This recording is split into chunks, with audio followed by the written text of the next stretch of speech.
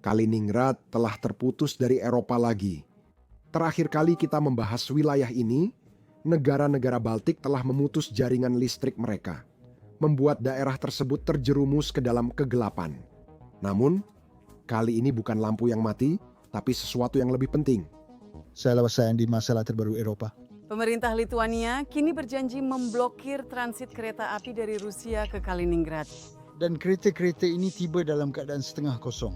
Pada tanggal 31 Oktober, Lituania membuat pengumuman yang mengejutkan Kremlin. Setelah bertahun-tahun bekerja sama, Lituania tiba-tiba mengumumkan penghentian transit kereta api produk minyak bumi Rusia. Ini memutus jalur pasokan Kaliningrad, membuat wilayah itu rentan dan menjadi beban besar bagi Putin. Kremlin menuduh Lituania melakukan tindakan permusuhan. Insya-Allah Kim tentu sanksi dari perbedaan, tetapi dia dibentuk oleh konflik dan benua hingga sepeci.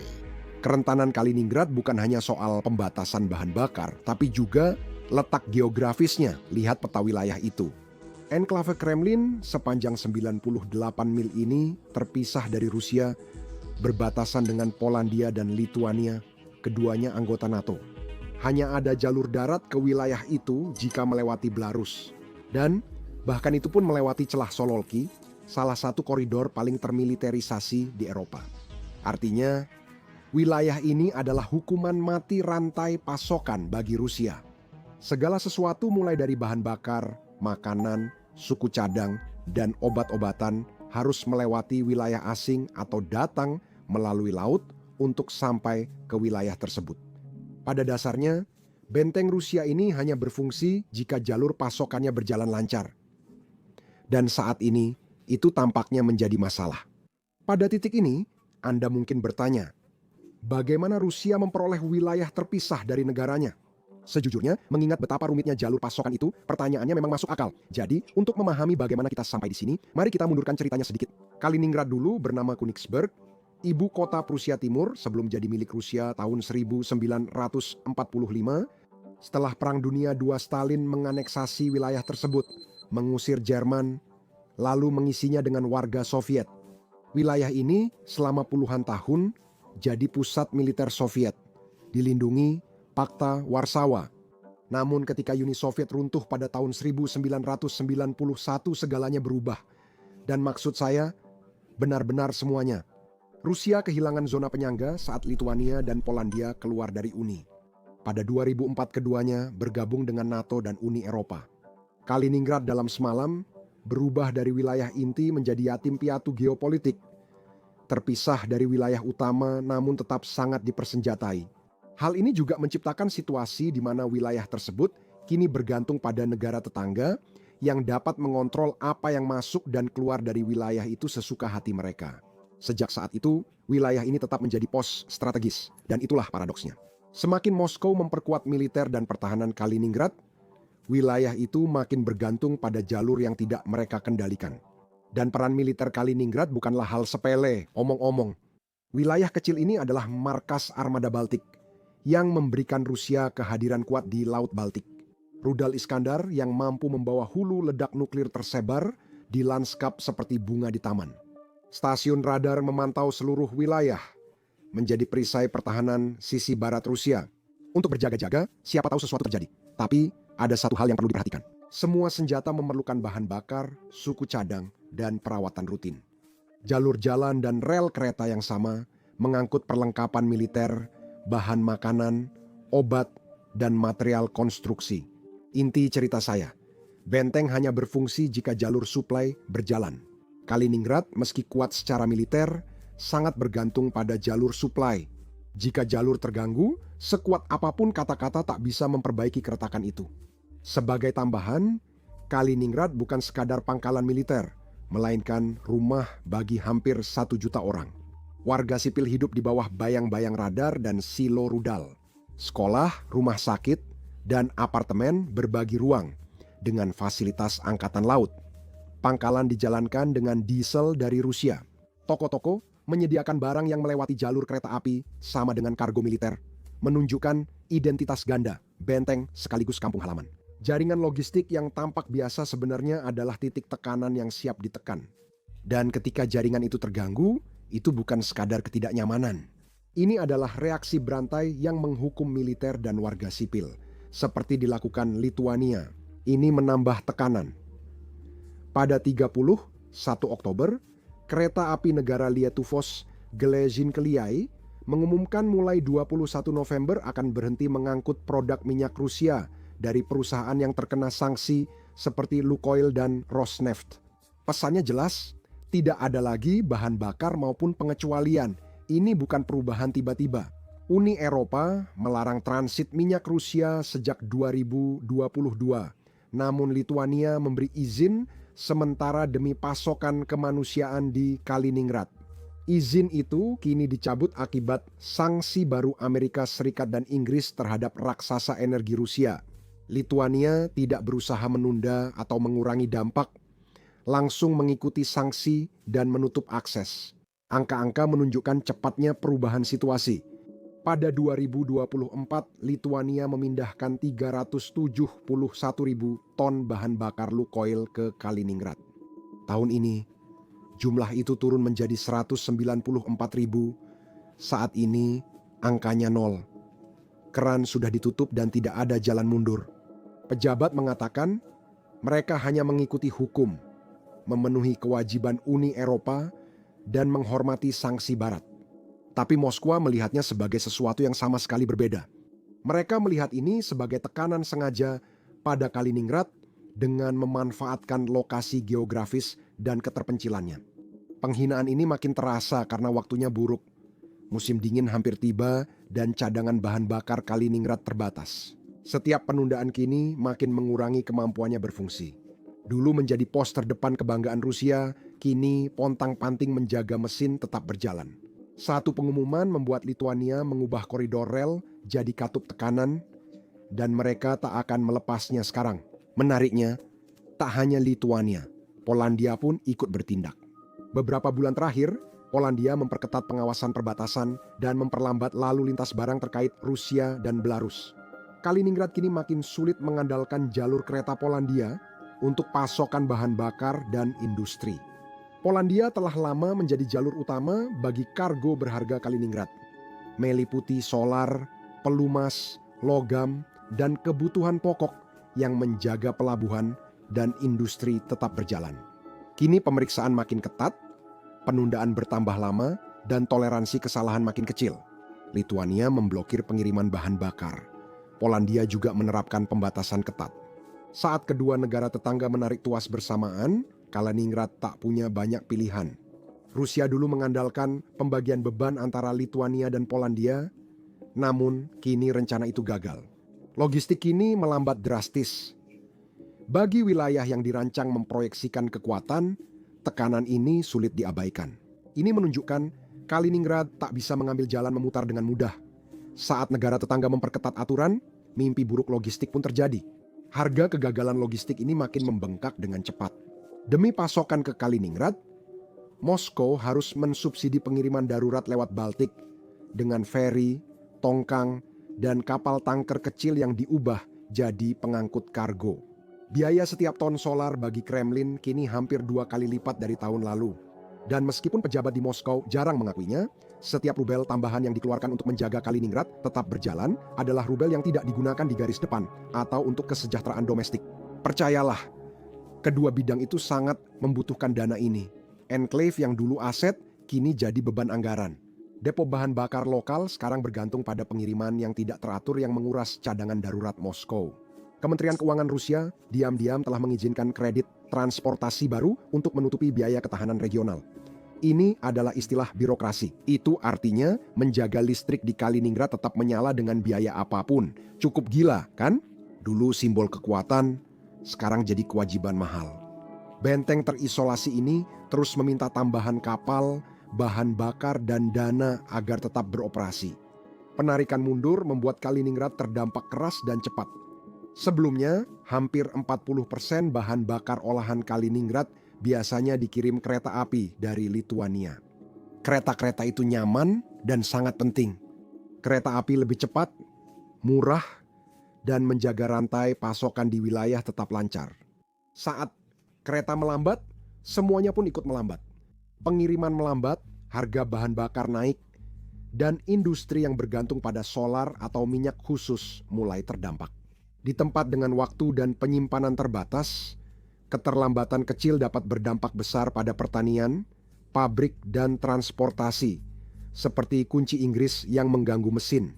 Sebanyak apapun kilang lokal berusaha membantu, mereka hanya bisa melakukan sebatas kemampuan mereka. Sistem ini sangat bergantung pada impor yang kini terhambat keterlambatan dan pembatasan di luar kendali siapapun di Kaliningrad. Lituania berusaha menjaga nada tetap terkendali. Para pejabat menekankan bahwa mereka bertindak sesuai hukum, bukan mencoba memprovokasi siapapun. Namun, bahasa hukum tak bisa mengisi bensin atau menjaga bus tetap tepat waktu. Bagi warga Kaliningrad, dampaknya tak hanya umum, tapi juga pribadi. Di antara kekurangan, perjuangan, dan perbedaan, rasa frustrasi pun semakin menumpuk. Dan seiring dengan itu, pertanyaan di benak semua orang cukup sederhana. Kapan semuanya akan kembali normal? Seiring krisis semakin dalam, langkah balasan Rusia mulai terbentuk. Reaksi Kremlin sangat cepat, keras, dan penuh ancaman. Para pejabat menyebut blokade itu sebagai tindakan permusuhan dan menggambarkannya sebagai bagian dari rencana Barat untuk melemahkan Rusia. Di televisi dan surat kabar, Moskow menegaskan Lituania hanya menjalankan tugas NATO, bukan bertindak sendiri. Media Rusia terus menekankan hal ini, memperingatkan bahwa warga Kaliningrad harus membayar harga atas agresi Eropa. Media pro-Kremlin menyebut blokade ini sebagai upaya NATO mencekik ekonomi Rusia. Lituania disebut sebagai pion yang menjalankan perintah Brussel dan Washington. Kementerian Luar Negeri Rusia menuduh Lituania agresi ekonomi. Lukoil menyebut gangguan bermotif politik, serta ada ancaman serangan siber, kenaikan biaya transit, serta pembalasan lainnya. Namun di balik semua gertakan itu, Kremlin tetap harus mencari solusi praktis. Salah satu idenya adalah mengirim lebih banyak barang dan bahan bakar melalui laut. Secara teknis berhasil. Lalu lintas feri pun naik 15% sejak pemutusan itu. Namun, feri itu lambat, mahal, dan rentan terhadap cuaca buruk. Mereka tidak bisa menandingi volume atau keandalan kereta api. Dan di musim dingin, es atau badai bisa menghentikan mereka sepenuhnya. Rusia juga telah mengisyaratkan akan melakukan pembalasan melalui hal-hal seperti serangan siber, pembatasan perdagangan, atau biaya yang lebih tinggi untuk barang-barang yang melintasi perbatasannya. Namun, masing-masing tindakan tersebut memiliki risikonya sendiri. Misalnya, serangan siber bisa berkembang menjadi sesuatu yang jauh lebih besar. Bahkan saat itu, Peretas Moskwa pun tak mampu membuat satu tangki solar penuh. Jadi Kremlin mencari jalur lain dan saat itulah muncul gagasan bahwa mungkin Belarus bisa membantu. Bagaimanapun juga, Belarus adalah salah satu sekutu terdekat Rusia. Sayangnya bagi Kremlin, jalur itu pun tidak mudah. Belarus adalah jaring pengaman Rusia. Jika Lituania bermasalah, Moskow dapat mengandalkan jalur kereta melalui Belarus. Jalur yang mengangkut lebih dari 1 juta ton barang per bulan ke Kaliningrad. Jalur itu mengangkut segala sesuatu mulai dari makanan dan logam hingga banyak solar dan bensin. Jalur itu sederhana, efisien, dan tidak terjangkau pihak lain. Setidaknya itulah yang dipikirkan Kremlin hingga tiba 24 Oktober. Pagi itu, sesuatu yang aneh melayang melintasi perbatasan. Sebuah balon helium raksasa melayang dari Belarus ke Lituania. Awalnya tampak biasa saja. Tapi saat balon melewati stasiun radar penting, pihak berwenang sadar balon itu membawa ratusan rokok selundupan dan alat pelacak. Itu langsung memicu alarm. Jet tempur dikerahkan, 2 bandara utama ditutup berjam-jam, puluhan penerbangan mengubah jalur. Sebelum siapapun sempat tenang, 3 balon lagi muncul di hari yang sama, mengikuti rute yang sama. Bagi Lituania, ini bukan lelucon, ini tampak disengaja. Sebagai ujian dan pesan, mereka tak akan diam saja. 5 hari kemudian, 29 Oktober mereka membalas keras dengan menutup 5. Dari 6 pos perbatasan utama dengan Belarus, hanya 1 yang masih dibuka, khusus untuk diplomat, penumpang, dan kargo yang telah disetujui menuju Kaliningrad. Penolakan total truk bahan bakar Rusia langsung berdampak, antrean truk pun memanjang bermil-mil dalam waktu singkat. Para sopir menyalakan mesin berjam-jam demi tetap hangat, membakar bahan bakar yang seharusnya diantar. Belarus membalas hampir seketika, melarang semua truk Uni Eropa menggunakan jalannya. yang membuat semakin banyak kendaraan terdampar di sisi yang salah. Muatan mereka membusuk saat menunggu. Hasilnya adalah kekacauan. Pengiriman barang melalui Belarus ke Kaliningrad turun lebih dari 2/3 dalam beberapa hari. Kereta yang biasanya memakan waktu 1,5 hari menjadi sangat lambat akibat pemeriksaan terus-menerus dan dokumen yang sengaja tidak lengkap. Ferry mencoba mengambil alih, namun pelabuhan kewalahan menangani volume, apalagi dengan cuaca buruk. Rusia mungkin kehabisan opsi, tapi mereka punya satu rencana cadangan, mengapung di pelabuhan. Marshal Vasilevsky adalah unit penyimpanan dan regasifikasi terapung yang berlabuh di lepas pantai Kaliningrad. Sejak 2019, Moskow mengeluarkan $300 juta untuk menjadikannya cadangan darurat. Secara teori, ini mengesankan bisa membongkar 27 miliar meter kubik gas per tahun, cukup untuk memasok energi wilayah jika terjadi masalah. Tapi ada masalah. Diperlukan kapal tanker liquefied natural gas untuk mengirimkan gas, dan kapal-kapal itu membutuhkan perairan bebas es serta laut yang tenang agar bisa berlabuh dengan aman. November 2025, Laut Baltik membeku lebih awal. Kapal pemecah es hanya memungkinkan 2 pengiriman masuk bulan itu. Setiap kapal tanker membawa 170.000 meter kubik, cukup untuk memasok Kaliningrad selama 12 hari. Dan karena tangki penyimpanan terminal dibatasi hanya sampai 75% untuk memberi ruang jika terjadi keadaan darurat, cadangannya hanya cukup bertahan kurang dari seminggu. Memperburuk situasi, kru harus memanaskan liquefied natural gas sampai minus 162 derajat Celcius sebelum dialirkan ke darat. Setiap keterlambatan menghabiskan bahan bakar ekstra demi menjaga sistem berfungsi. Pejabat setempat masih mengklaim terminal itu membuat Kaliningrad mandiri energi, namun kenyataannya tidak demikian. Wilayah itu jadi tergantung cuaca. Musim dingin tahun ini datang lebih awal, namun masih ada satu faktor tak terduga, soal gas yang jadi jalur penyelamat sementara. Ini adalah pipa dari Belarus yang melewati Lituania menuju Kaliningrad. Kesepakatan 10 tahun yang dimulai 2015 akan berakhir 31 Desember 2025. Dan dengan tenggat waktu itu yang semakin dekat, tekanannya semakin meningkat. Semua terjadi di balik pintu tertutup. Amber Grid Lituania dan Gazprom Rusia sedang terlibat dalam negosiasi. Tapi ini bukanlah diskusi teknis yang tenang. Lituania ingin perpanjangan lebih singkat dan biaya lebih tinggi. Mereka kini menerima 20 juta euro per tahun dari transit. Mereka menegaskan jika Rusia ingin aliran gas tetap, harus membayar lebih. Presiden Nausida tegas. Dia menegaskan kesepakatan bisa diperpanjang jika menguntungkan Vilnius. Itu bukan hanya isyarat, tapi sinyal Lituania siap memanfaatkan semua peluang dari pipa gas ini. Ini bukan soal dua negara saja, Uni Eropa juga turut mengawasi. Lituania jadi salah satu anggota Uni Eropa pertama yang hentikan impor gas Rusia usai invasi Ukraina dan tak ingin beri Moskow kelonggaran. Pipa gas ke Kaliningrad kini berfungsi sebagai katup tekanan. Setiap meter kubik gas menjadi bagian strategi yang lebih besar. Bagi Kaliningrad, taruhannya tidak bisa lebih tinggi lagi. Sistem pemanas, pembangkit listrik, dan operasi industri semuanya bergantung pada pipa gas itu. Jika kesepakatan gagal, dampaknya bukan hanya rumah dingin, tapi juga pemadaman, produksi terhenti, dan warga terjebak. Rusia punya sedikit opsi baik. Pengiriman gas alam cair melalui Baltik lambat, mahal, dan rentan cuaca. Pembangunan infrastruktur baru butuh waktu bertahun-tahun. Dengan pengiriman bahan bakar terganggu, hilangnya gas dapat mengubah Kaliningrad dari tidak nyaman menjadi krisis. Meski pipa gas masih mengalir, itu bukan jaminan lagi, melainkan hitungan mundur. Lituania kini mengendalikannya.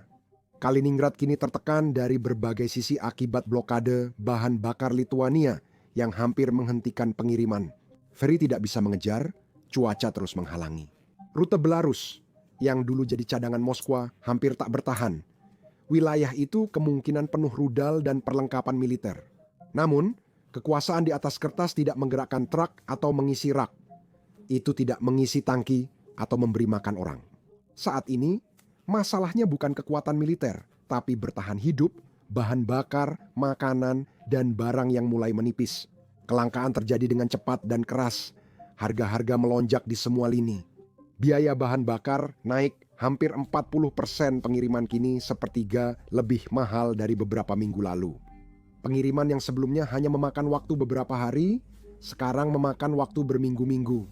Toko kelontong sulit memenuhi permintaan, dan pemasok industri sering terlambat.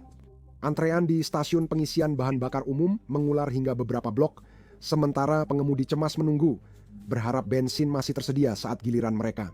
Rantai pasokan yang dulunya berjalan lancar kini terasa seperti kerusakan yang terjadi secara perlahan. Semakin lama hal ini berlangsung, semakin kehidupan sehari-hari berubah menjadi permainan menunggu, dan semua penantian itu membuat orang-orang semakin lelah. Industri lokal yang menjadi jantung wilayah ini tertekan dari segala sisi. Para penambang ambar kehilangan keuntungan karena biaya transportasi menggerus setiap penjualan. Kru nelayan tetap berlabuh karena solar langka dan pendingin tidak bisa diandalkan. Pariwisata lesu karena hotel dan restoran kesulitan, menutup biaya naik dan penundaan perjalanan membuat wisatawan enggan datang. Layanan publik kesulitan. Pejabat kota harus mengatur anggaran kecil demi menjaga bus beroperasi dan gedung tetap hangat. Semua sektor menanggung beban serupa akibat pasokan minim dan banyak masalah. Tekanan meningkat, ancaman kehilangan jalur pipa gas semakin nyata. Jika negosiasi gagal, bukan hanya pabrik atau bus yang terancam, rumah, sekolah, dan pembangkit listrik juga bisa menjadi dingin. Ketidakpastian itu telah membayangi musim dingin ini. Bisnis menahan investasi, keluarga menekan pengeluaran, dan percakapan kini berubah dari frustrasi jadi ketakutan. Ini bukan hanya soal harga, tapi apakah pemanas tetap menyala saat suhu turun. Semua ini mulai mengubah suasana di Kaliningrad. Warga merasa frustrasi, lelah, dan kehilangan kepercayaan. Anak muda yang terhubung media sosial bisa melihat perbedaan kehidupan di luar perbatasan. Penduduk yang lebih tua, termasuk pendukung Moskwa, menghadapi rak kosong, antrean bahan bakar, dan tagihan yang terus naik. Tak ada yang kebal. Meski Kremlin terus berjanji mengendalikan, cengkeraman Putin makin lemah. Setiap harinya, Kaliningrad seharusnya menjadi etalase kekuatan Rusia, sebuah benteng di Eropa. Sekarang, tempat itu terasa seperti pulau terdampar dengan retakan yang mulai tampak. Pertanyaannya bukan apakah orang akan melawan, tapi berapa lama mereka akan diam sebelum bertindak. Frustrasi ini lebih dari sekadar kekurangan atau jadwal, tapi soal rasa memiliki. Identitas Kaliningrad selalu terasa asing.